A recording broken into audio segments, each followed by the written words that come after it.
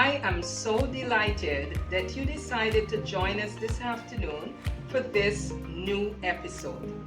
But before we begin our recipe for today, permit me to remind you that we are available for classes in your church, Eat for Optimal Health classes, and it can be one class or it can be a series of classes. We are also available to work with your members who may be suffering from chronic diseases. We can help them to get on the path to optimal health. So feel free to contact us at uzimalifestylecenter.org, that's our email address, or you can feel free to call at 917-531-7901. Again, Uzima Lifestyle Center at yahoo.com. And if you would like to visit our website, it's www.uzimalifestylecenter.org. So feel free to visit us. And lest I forget, please remember that our cookbook, Simple Plant-Based Recipes, it's still available on our website. You can purchase one for yourself, a friend, a colleague, if you would like to encourage them on their path to eating healthy. This is a book that would really help them to make wise choices. So remember those very important things. Pretty soon we are going to be doing a chronic disease management class, specifically on hypertension. We are right now registering individuals. So if you fall in that category, you can give me a call and be registered for that class. It will be starting next month.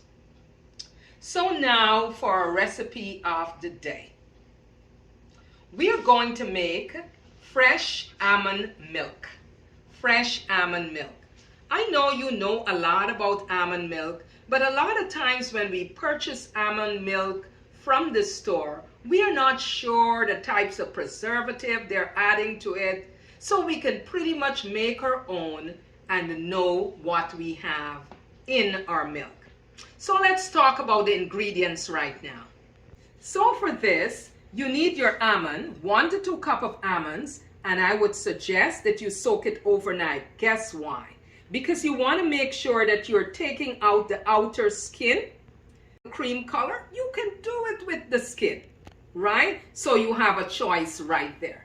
So we have our almonds here, and then we are going to have a cup of water. We have our vanilla extract. Now you can add some dates as a sweetener, but this is not a must.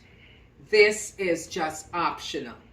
In addition to that, I want to encourage you to soak your dates overnight or soak it a few hours before you do your milk so that it will be nice and it wouldn't be so stiff. It will be soft and ready, pliable. Then I have organic cinnamon. Again, this is optional. So you do not have to use it if you don't want to. So here we have it, all the ingredients for our almond milk. So before we start making this almond milk, permit me to tell you some of the amazing benefits of almond. Almonds are very high in antioxidant. They also have vitamin E, protein as can be expected, and fiber. This almond nut we will describe as being a nutrient-rich nut. It is excellent to incorporate it in many different things that you are making. It is very versatile, so you can add it to your smoothies, you can add it to cakes and different things. If you're making muffin or if you're making, whatever little treats you're making, you can add some almond to it. It has massive amount of nutrients, including fats, magnesium, and manganese. It helps to control your blood pressure. It lowers your cholesterol. And one very fascinating fact, it prevents the oxidation of your LDL, that's your bad cholesterol. You don't want that to become solid. So it helps with the prevention of the oxidation of that LDL. It reduces hunger. It keeps you full for a long time. And it may help you to lose weight if that is what you would like to do. here are my dates. And depending on how much milk you're making, you'll decide how many dates you want to use. Date, it's very, very important because it's rich in antioxidant.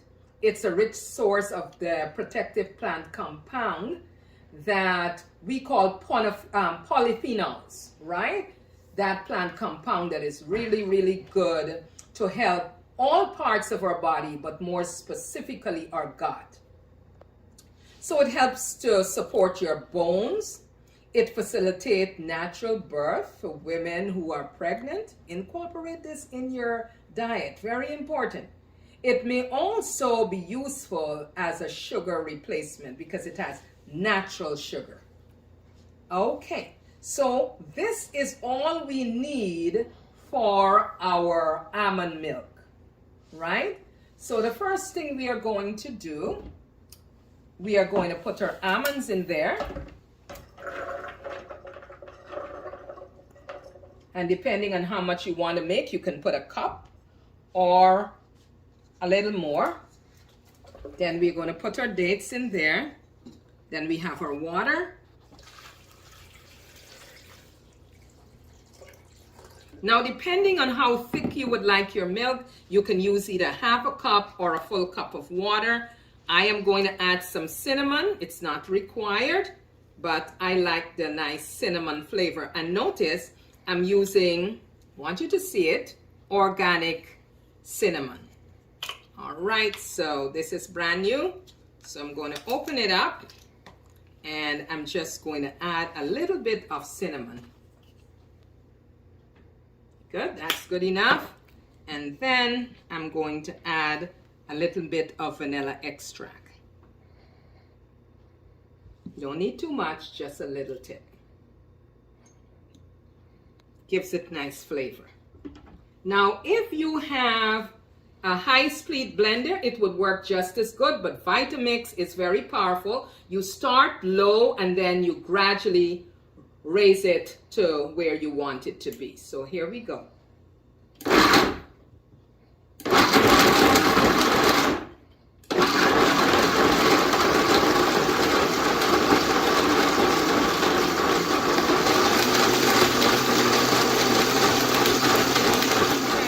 Remember to tell you that when you're making the almond milk, some people like to strain it, and if you don't have a powerful blender, you can go ahead and strain it by using a little milk bag, a milk strainer bag.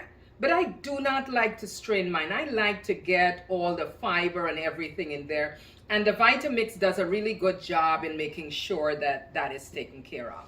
So the second thing we are going to make today, the second recipe, is vegan nacho cashew cheese. Alrighty. I can see your mouth watering already. So all we need for this are the following. We have our cashew nuts here, and I like to soak them. I prefer to put it in here so that you can see that it's nicely soaked. Right? You can either soak it overnight or you can soak it a couple hours before you make the cashew cheese. So you need your bell peppers, red, better, because when you use the red pepper, it actually gives it a nice color. And then you have your garlic here. We have our lemon juice here. We have our nutritional yeast here. And we have our tahini.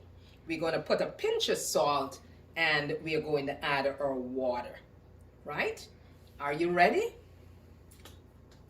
But before we do that, I want to tell you a little bit about cashews. Cashews have some phenomenal properties. They are very good. They are a good source of protein. So if you want to make sure that you're really getting adequate amount of plant protein, cashew is one of those kind of foods that you can incorporate. I know many times in this show we have discussed the benefits of cashew, so I wouldn't go into minute detail. The sweet peppers, you notice the color, the red, immediately you start thinking of antioxidants, right? Colorful plants, you get a lot of antioxidant. And you know of the benefits of the onion, especially red onion. It is antifungal, antibacterial, and it's all around good for your health. So to make this recipe very, very simple, we are going to put our cashews in.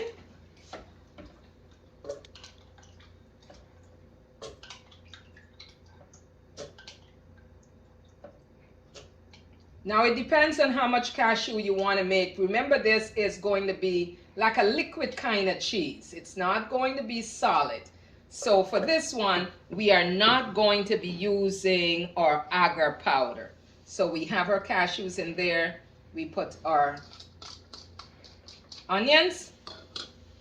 Then we are going to put our garlic.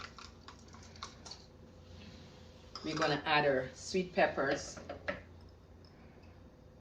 Right, and we're going to add some water.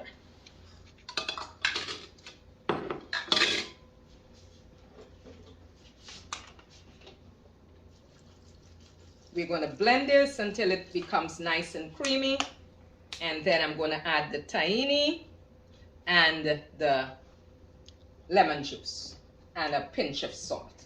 So we're going to blend this all together. We're going to start blending slowly, and then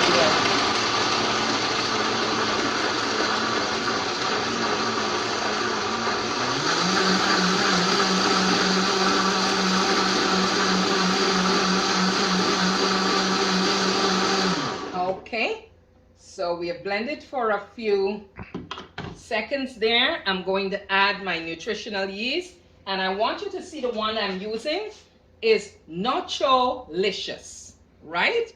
This is a very good one, and I usually choose this one because of the way it's made. It's not in any place where you get shellfish or anything like that.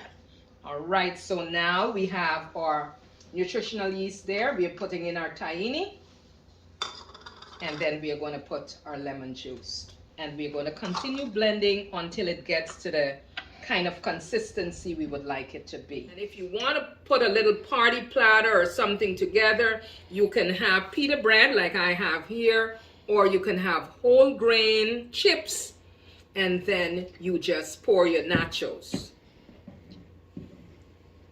Now you see how this is nice and creamy? And so what you can do, you can have a side of salad if you would like. Put a little bit of salad on your plate. And here you have your nachos. You can either serve it in small containers. Now you see how nice this is. And